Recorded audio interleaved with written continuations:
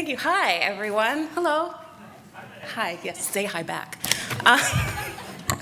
Thank you for having me. Thank you, Silas and Lily, for reaching out and really organizing all of this. Thank you to my co-presenters. It's really exciting for me to be here. I have never been in a cartographic space. It's like the Olympics if you're a geographer. You're like, ooh, I don't know that I know how to do this. So that's it. I am a geographer. And this, what I'm going to talk about today, is part of a book project of the same title, based off of research that I had been doing since 2014 to around 2020 on the landscape of solidarity economy organizing, which, as Lily introduced, is the organizing background that I am from. So the maps or any kind of cartographic things that I will be talking about are really in reference to how they're used as an organizing tool. So, to kind of do some framing, what even am I talking about? What is a solidarity economy? So briefly, it's an internationally organized socioeconomic movement that emerged in multiple places, like Spain and France as early as the 19th century, but gained recognition at least in English-speaking regions by the 90s and 2000s, so way later. Its contemporary usage in the US and in New York is derived from solidarity economy thinking and action in Latin America specifically, which is part of course, a wave of responses to structural adjustment and austerity measures in the region, and really crystallized again for those in the US after the World Social Forum in 2001. So because of this kind of mixed history, you have a lot of different versions of these values floating around. Some of them overlap and some of them really diverge. But ultimately, a solidarity economy requires shared equity, shared politics, and shared relationships. So regardless of whatever those values say. So you've maybe, if you're familiar with the subject, you've seen this graphic around, really solidarity economy contains a lot of different tools, and I say tools here pretty intentionally, right? So we're talking about community gardens, we're talking about maybe even sliding scale pricing, we're talking about shared finances, we're talking about land trusts, but we're not talking about them independently of one another. When we're talking about an economy, it really is the interaction between multiple things happening at the same time, right? So it is the worker co-op that's banking with the credit union, or it's the housing cooperative that's on a community land trust, or it's the community garden that hosts a mutual aid collective to do food distro. It's not any of these things in isolation. So if you have a solidarity economy orientation, you are invested in building a value chain, not just a single silo. And so there are multiple mapping projects on solidarity economy work already. Some are what we would call like sector specific. So it's a map of community gardens in New York, or it's a map of time banks, or a map of land trusts. And some are what we would say are cross-sectoral, or what a true like solidarity economy map would be, not to humble brag, but our map that we made. It's not the best. So it is the best. Whatever. It's a cross-sectoral map. The point is, either is, okay, I knew I wrote a critique of my own work in here, all right. So the point is that regardless, these projects tend to be about quantification, and they come out of this almost nervous energy to do a proof of existence. The solidarity economy is real because we can plot it, right? And we love things we can plot here at the cartography conference. So they tend to be directory oriented. They essentially serve as visual directories rather than showing the relationships that these sites have with one another, that the organizers have with each other, the values they hold, the experiences or their own inferences about their own organizing landscape. So knowing this, where my research steps in is that I had seen this kind of gap, or many of the people organizing in New York had seen this similar kind of gap here. And so my work argues that in New York City, at least, those that are using solidarity economy as a framework for their work do so to communicate a shared political, social, and even spatial location, or what I refer to as a movement space. Not a new term, but how I'm thinking about it. This research project is about how that location is produced by the movement's practitioners, the entities they're creating, and the networks of those entities in the city. So my work relies on about 25 sketch maps of women practitioners and organizers from these various tools or sectors, right? So worker cooperatives, credit unions, community gardens, housing co-ops, housing collectives, and community land trusts. And at the time that I began this research, there was a lot of discussion in both organizing and city government space. This is around 2013, Bill de Blasio, Tale of Two Cities, we're doing that again. There was a lot of discussion in these spaces about how the majority of solidarity economy work was done and led by women. They're like, oh, do you see, all of these women are here, right? Pretty disingenuously engaging. But despite this, we did not have any account of how said women, the actual SE workforce, the rank and file, theorized their own organizing. And so that's also something we're attempting to reconcile through our organizing and our research. So these interviews and maps show us how movement space is produced in 5 ways listed here, but because I only have about 20 minutes to discuss 6 years of research and 10 years of organizing, I'm going to discuss the 2nd and 4th production mainly, so how they're produced in crisis and how organizers regulate their physical places, and I'll add some insights about their mapping practices as well. So to go to that first production about how they're produced in crisis.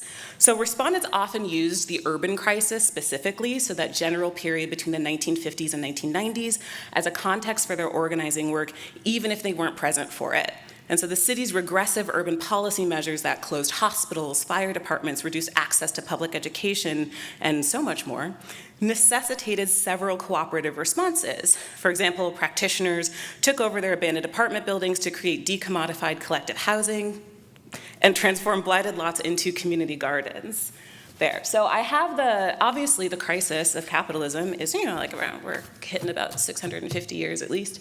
And so it extends far before redlining or urban renewal, but those were also the 2 historical flashpoints that my practitioners talked about a lot, so that's why I'm including them here. And as responses, even if they weren't from community gardens or limited equity co-ops, they would talk about them a lot as well. So that's those 4.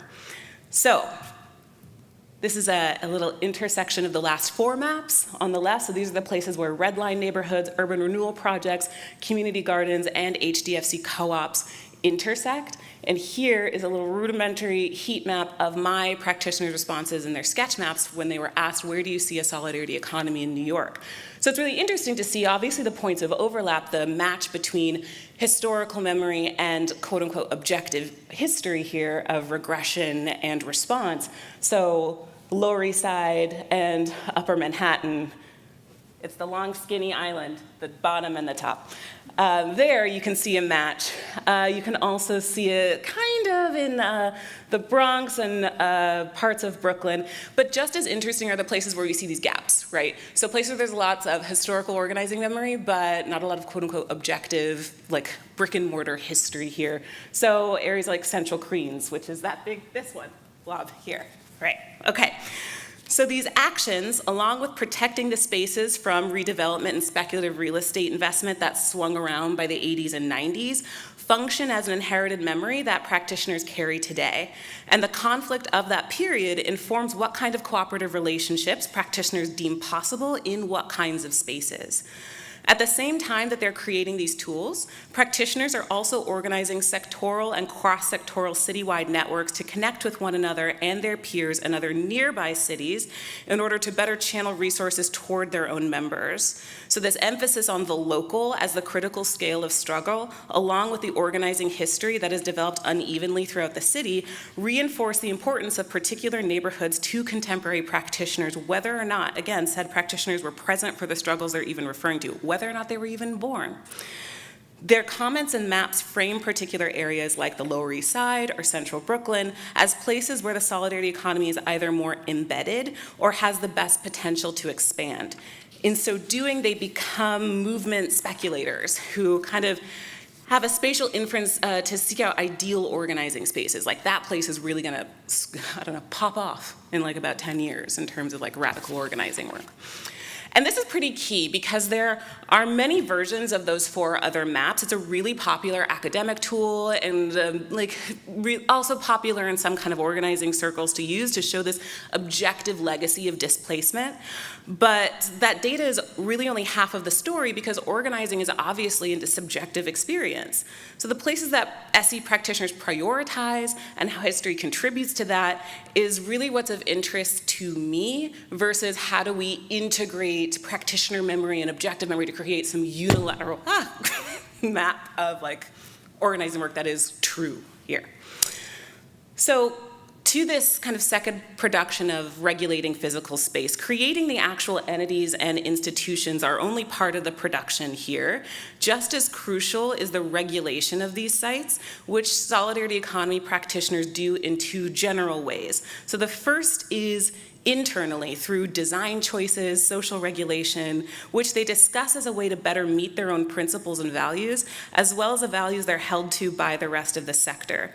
And the second, which I'll discuss soon, is through their outward-facing organizing strategies. So to this first one, this is kind of funny because where I saw this the most was with food co-op organizers. I don't know what that means, but in terms of regulating themselves socially, they talked a lot about the anxiety they have of their co-op being located where it is, the politics of moving into one neighborhood or not. So one food co-op worker was talking about the decision to move into the next neighborhood over and asking rhetorically, do they see us, meaning their neighbors, as a beacon of white gentrification or as active members who contribute to the community against gentrification? So more like a bulwark kind of action here.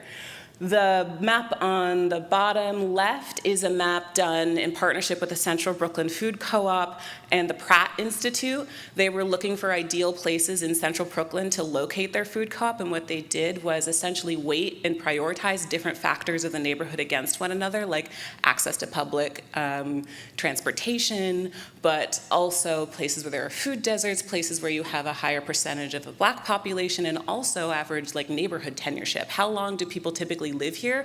We want to prioritize the people that have lived here for multiple generations and have been underserved.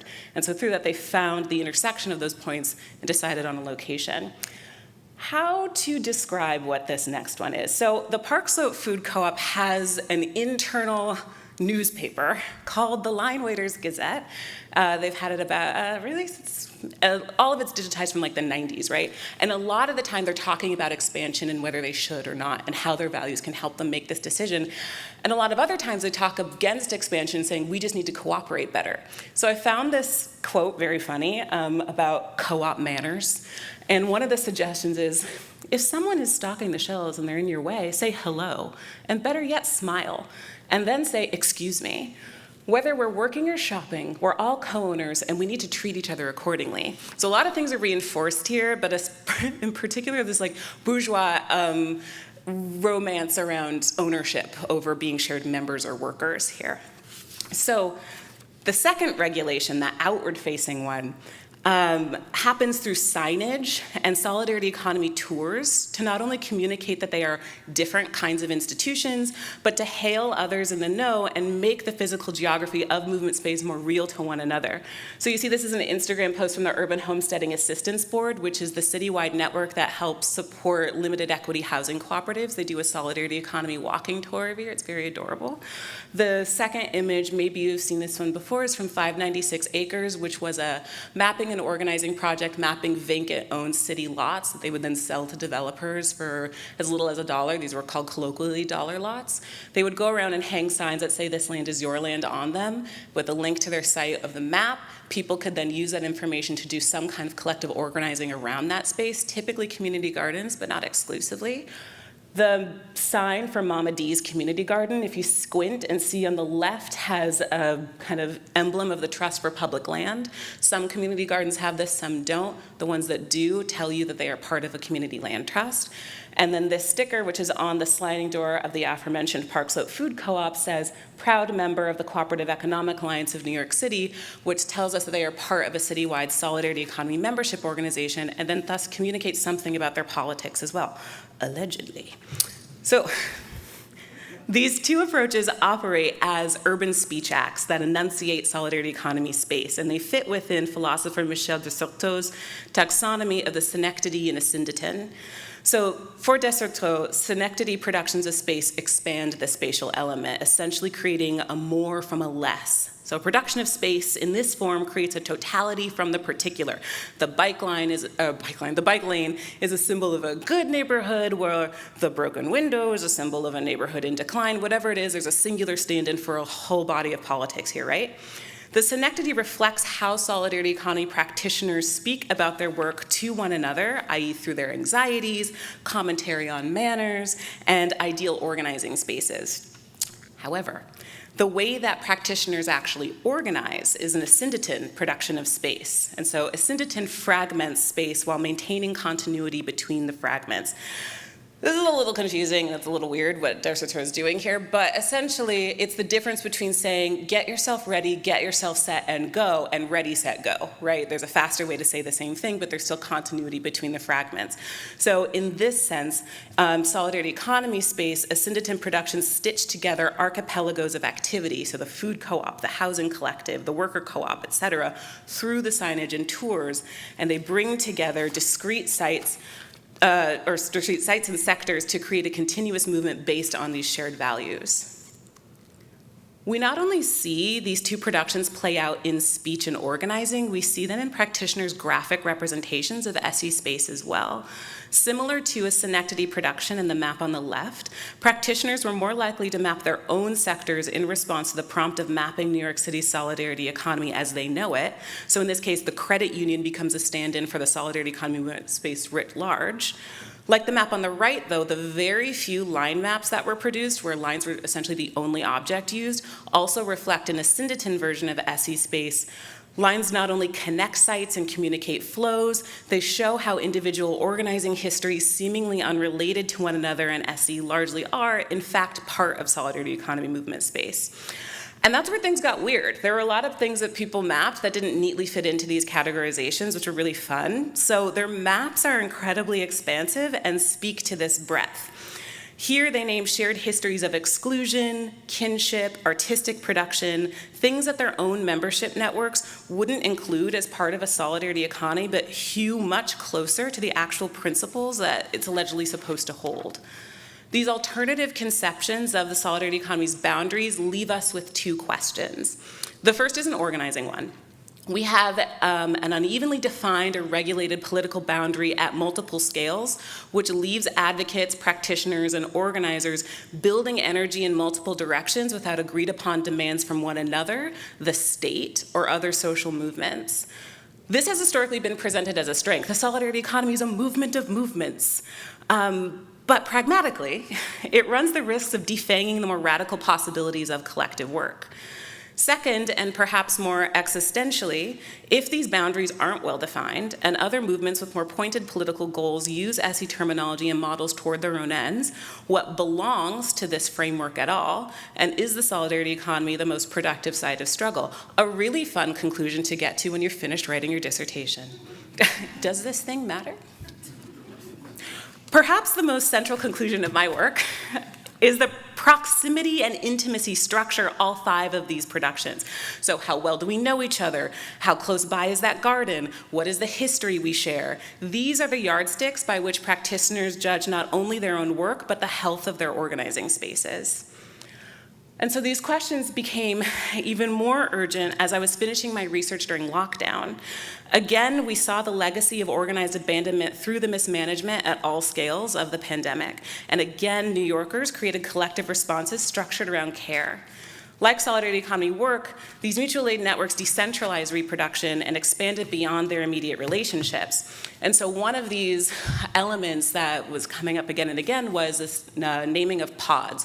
And maybe we heard it in a more aggressive way, like creating just like private islands of support from like really wealthy people. But the pod framework in terms of how it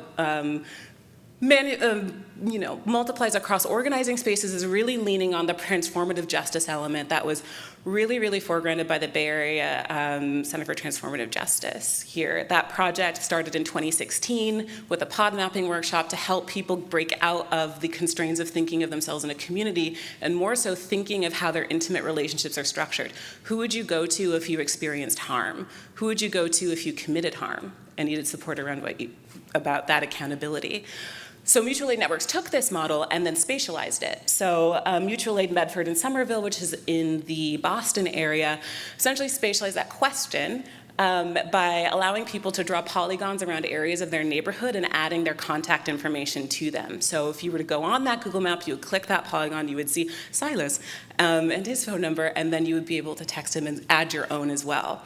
We played around with this model in my own mutual aid collective in Crown Heights with a pods model in this sense that would be block by block and you could be on the same text loop. If there was a need that you had that couldn't be met among those people in that text loop, that request would kick up to a neighborhood-wide Slack channel. So in doing this, these organizers produce a movement space unto their own, one that again is locally embedded, so at the scale of the neighborhood, disaggregated and collectivized. And while the legacy of mutual aid has typically been rapid responses to crises, as we marked the 5-year anniversary of the lockdown in March, the networks that still exist have the potential to create what organizer Ajaris Dixon frames as permanently organized communities.